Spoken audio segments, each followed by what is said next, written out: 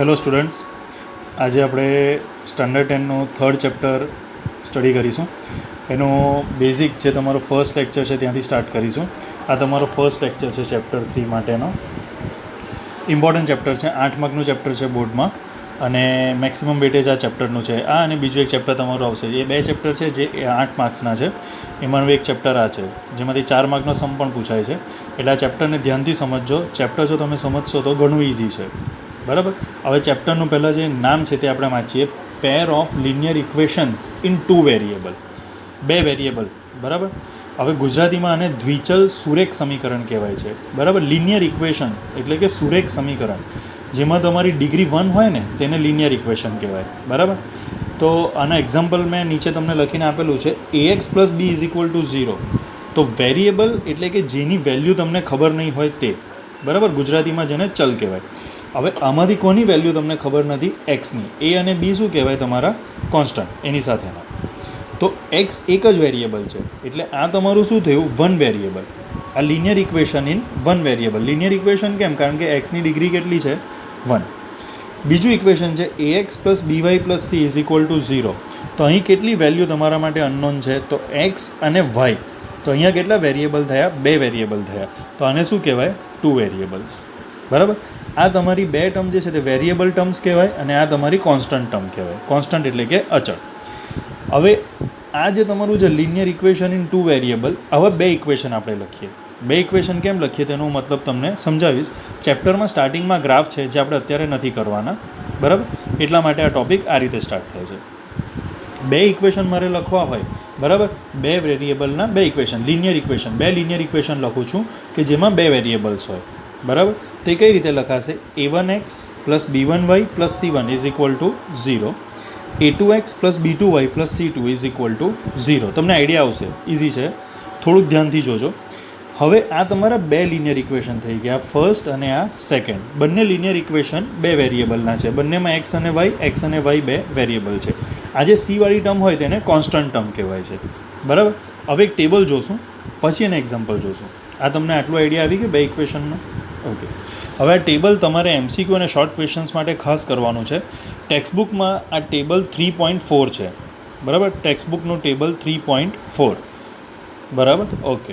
હવે અહીં લખેલું છે a1/a2 ≠ b1/b2. તો તમને ગ્રાફિકલ રિપ્રેઝન્ટેશન શું મળશે? Intersecting lines. અને એનું આલ્જેબ્રિક ઇન્ટરપ્રિટેશન કેવું મળશે? 1 સોલ્યુશન એટલે કે યુનિક સોલ્યુશન, બરાબર. આ તમને MCQમાં અને શોર્ટ ક્વેશ્ચનમાં પૂછાય કે ઇફ a1/a2 ≠ b1/b2, તો એનું ગ્રાફિકલ રિપ્રેઝન્ટેશન કેવું હોય? Intersecting lines. અને એનું આલ્જેબ્રિક ઇન્ટરપ્રિટેશન કેવું હોય? તો 1 સોલ્યુશન એટલે કે યુનિક સોલ્યુશન, બરાબર. સેકન્ડ કેસ આવે a1/a2 = b1/b2 = c1/c2. તો એનું ગ્રાફિકલ રિપ્રેઝન્ટેશન કેવું આવે? Coincident lines. અને એનું આલ્જેબ્રિક ઇન્ટરપ્રિટેશન કેવું આવશે? ઇન્ફાઇનાઇટલી મેની સોલ્યુશન્સ, બરાબર. આ ટેબલ તમને મોડે હોવું જોઈએ, બરાબર. હવે a1/a2 ને કઈ રીતે ફાઇન્ડ કરવાનું છે તો હું એક્ઝામ્પલ લઈને તમને સમજાવીશ આ લેક્ચરમાં. ત્રીજો કેસ આવે a1/a2 = b1/b2 ≠ c1/c2. તો ગ્રાફિકલ રિપ્રેઝન્ટેશન કેવું થશે? Parallel lines. અને એલ્જેબ્રિક ઇન્ટરપ્રિટેશન નો સોલ્યુશન, બરાબર. એક્ઝામ્પલ સાથે સમજીએ, તમને સમજ વધારે પડશે. જો 2 ઇક્વેશન લખેલા છે. x - 2y = 0, 3x + 4y - 20 = 0, બરાબર. હવે a1/a2 અને b1/b2 એમાં કન્ફ્યુઝ થવાની જરૂર નથી. એક્સની સાથે અહીં 1 છે તો a1/1/a2, અહીં એક્સની સાથે 3 છે તો /3 = વાયની સાથે -2 છે તો -2, અને નીચે વાયની સાથે 4 છે તો +4 અહીં કોન્સ્ટન્ટ ટર્મ નથી એટલે 0, અને નીચે -20 છે એટલે -20. હવે તમે જો 2/4 એટલે 1/2 થાય. તો આ 1/3 ≠ -2/4. પહેલો જ જે કેસ છે આ 2 એ નોટ ઇક્વલ ટુ થઈ ગયા. એટલે કે a1/a2 ≠ b1/b2. આવું થાય એટલે તમારું શું આવશે? પહેલો કેસ a1/b2 = not b1/b2 એટલે આ ગ્રાફિકલ રિપ્રેઝન્ટેશન અને આ એનું આલ્જેબ્રિક ઇન્ટરપ્રિટેશન, બરાબર. બીજો એક એક્ઝામ્પલ લઈને હવે સમજો. સપોઝ આ 2 ઇક્વેશન છે તો અહીં એક્સની સાથે 2 છે, અહીં એક્સની સાથે 4 એટલે કે 2/4. અહીં વાયની સાથે 3 છે, અહીં વાયની સાથે 6 છે, એટલે 3/6. કોન્સ્ટન્ટ ટર્મ જો -9 અને -18, -9 અપોન -18, 2/4, 2 2 ઝા 4 એટલે 1/2, 3 2 ઝા 6 એટલે 1/2, 9 2 ઝા 18 એટલે 1/2. આ માઇનસ માઇનસ કટ થશે તમારું, આ માઇનસ અને આ માઇનસ, 3 સેમ થઈ ગયા. એનો મતલબ A1/A2 is equal to B1/B2 is equal to C1/C2. આવું થાય એટલે કયો કેસ થશે? જો કોઇન્સિડન્ટ લાઇન ગ્રાફિકલ રિપ્રેઝન્ટેશન અને એલ્જિબ્રિક રિપ્રેઝન્ટેશનમાં ઇન્ફાઇનાઇટલી મેની સોલ્યુશન. બરાબર. હજી એક એક્ઝામ્પલ લઈએ તો જો x + 2y - 4 is equal two 0, 2x + 4y - 12 is equal two 0. તો એક્સની સાથે 1 છે, કંઈ નથી, એટલે એક્સની સાથે 2 છે તો 1/2, વાયની સાથે 2 છે, વાયની સાથે 4 છે તો 2/4, -4/12. તો આ જો 1/2, 2/4 એટલે બી 1/2 થાય, 2 2 ઝા 4, તો 1/2 ઇઝ ઇક્વલ ટુ 1/2, અને 4 3 ઝા 12 થાય. બરાબર. માઇનસ માઇનસ તો કટ થશે જ, માઇનસ માઇનસ એટલે એ થશે 1/3. આ બે સેમ છે બટ આ સેમ નથી. એનો મતલબ A1/A2 is equal to B1/B2 but is not equal to C1/C2. એટલે આ તમારો કયો કેસ થયો? આ તમારો થર્ડ કેસ થયો. બરાબર. એનું ગ્રાફિકલ રિપ્રેઝન્ટેશન કેવું આવશે? Parallel lines. અને એલ્જિબ્રિક ઇન્ટરપ્રિટેશન કેવું આવશે? નો સોલ્યુશન. બરાબર. ઓકે, આ હતું આનું બેઝિક. આ જે તમને ટૉપિક સમજાવ્યો તેના પરથી તમને શોર્ટ ક્વેશ્ચન્સ પૂછાય છે. હવે આ ચેપ્ટરમાં મેઇન 3 તમારી મેથડ છે. એક મેથડ છે સબસ્ટિટ્યુશન મેથડ, બીજી મેથડ છે એલિમિનેશન મેથડ, અને છેલ્લે છે cross multiplication method. First method જે છે that is your substitution method. આજે આપણે સબસ્ટિટ્યુશન મેથડનો એક સમ શીખીશું. બરાબર.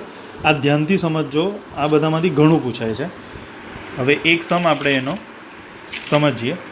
પહેલાં એક્ઝામ્પલ નથી લેતો, એક્સરસાઇઝનો સમ લઉં છું. એક્ઝામ્પલનો સમ ડિરેક્ટલી લેવાય એ રીતનું નથી. તો એક્સરસાઇઝ 3.3નો question 1, using substitution method solve this linear pair of equation. હવે સબસ્ટિટ્યુશન મેથડનો યુઝ કરવાનો છે. બે ઇક્વેશન આપેલા છે, x + y is equal to 14 અને x - y is equal to 4. સમને ધ્યાનથી સમજજો. પહેલાં તમારે એ જોવાનું કે જે વેરિયેબલ છે x અને y, બરાબર, તે વેરિયેબલ સાથે કોઓફિશિયન્ટ નહીં હોવો જોઈએ. એવું વેરિયેબલ શોધવાનું કે એ વેરિયેબલ સાથે કોઓફિશિયન્ટ નહીં હોવું જોઈએ. અને જો બધા જ બંને વેરિયેબલ સાથે કોઓફિશિયન્ટ હોય બંને જ ઇક્વેશનમાં, એટલે એક્સની સાથે કંઈ હોય, વાયની સાથે કંઈ હોય, એક્સની સાથે કંઈ હોય, વાયની સાથે કંઈ હોય, તો એ કઈ રીતે કરવાનું એ આપણે બીજા લેક્ચરમાં સમજીશું. આજે આપણે જે વેરિયેબલ સાથે કોઓફિશિયન્ટ નથી એ રીતનો સમ કરીશું. આ એક બેઝિક સમ છે અને ધ્યાનથી સમજજો. હવે તમે જો તો x સાથે બી 1 છે, y સાથે બી 1 છે, x સાથે બી 1 છે, y સાથે બી 1 છે. એટલે તમારાથી બેમાંથી કોઈ પણ એક ઇક્વેશનનો યુઝ કરાય. સબસ્ટિટ્યૂટ કરવું એટલે જે લોકો ક્રિકેટ જોતા હોય એ લોકોને આઈડિયા હોય. આપણે સબસ્ટિટ્યૂટ ક્યારે કરીએ? ફિલ્ડરને એક ફિલ્ડરની જગ્યાએ બીજો ફિલ્ડર આવીને ઊભો રહે, તો એને શું કહેવાય? સબસ્ટિટ્યૂટ. બરાબર. તો સબસ્ટિટ્યૂટ પ્લેયર ક્યારે આવે? જ્યારે એક પ્લેયર ઇન્જર થાય કે કંઈ હોય અને એની જગ્યાએ બીજો પ્લેયર આવે, કાં તો એક પ્લેયર થાકી ગયેલો હોય. તો આ એક્સ અને વાય તમારા બે પ્લેયર છે. બરાબર. આ પ્લેયરમાંથી એક પ્લેયરને તમારે કાઢવાનો છે. એ થાકી ગયો છે, એણે 100 રન મારેલા છે ફર્સ્ટ ઇનિંગમાં, એટલે એને થાક લાગેલો છે. તો જો ફર્સ્ટ ઇક્વેશન છે x + y is equal to 14. હવે આમાં x સાથે બી 1, y સાથે બી 1. આ ટાઈપનો સમ ઇઝી હોય છે.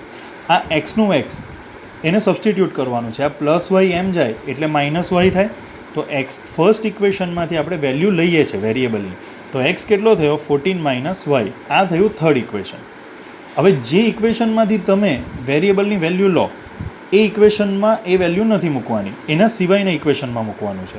તો ફર્સ્ટ ઇક્વેશનમાંથી આપણને એક્સની વેલ્યુ મળી, બરાબર. વેલ્યુ એટલે કે ઇક્વેશન મળ્યું. હવે એક્સનું જે ઇક્વેશન મળ્યું તે ફર્સ્ટ ઇક્વેશનમાંથી મળ્યું, એટલે એની વેલ્યુ મૂકવાની સેકન્ડ ઇક્વેશનમાં. સેકન્ડ ઇક્વેશન શું છે? x - y is equal to 4. હવે એક્સ આપણને કેટલો મળ્યો ફર્સ્ટ ઇક્વેશન પરથી? 14 - y. એટલે સબસ્ટિટ્યૂટ કરીશું. સેકન્ડ ઇક્વેશનમાં જ્યાં એક્સ દેખાય એની જગ્યાએ શું લખવાનું છે? 14 - y. તો x - y is equal to 4. એક્સની જગ્યાએ 14 - y. બાકીનું જે હોય તે as it is -y is equal to 4. હવે વેરિયેબલ એક સાઈડ પર અને કોન્સ્ટન્ટ એટલે કે નંબર્સ એક સાઈડ પર. તો આ -y આ સાઈડ પર, આ +14 એમ જાય તો -14 એટલે કે 4 - 14. માઇનસ પ્લસ અને સાઇન માઇનસનું. વાયની સાથે કંઈ નથી એટલે 1, વાયની સાથે કંઈ નથી એટલે 1. -1 - 1 -2 અને આ વેરિયેબલ y છે એટલે y. Is equal to 4 minus 14 plus minus minus sign મોટા નંબરનું, મોટો નંબર 14 માઇનસ છે એટલે માઇનસ, બરાબર. એટલે -10, 14 માઇનસ 4 10 થાય, મોટો નંબર 14 છે એ માઇનસ છે એટલે સાઇન માઇનસ. હવે y ઇઝ ઇક્વલ ટુ આ -2 y સાથે મલ્ટિપ્લિકેશનમાં છે, એ સામે જાય તો ડિવાઈડ થશે.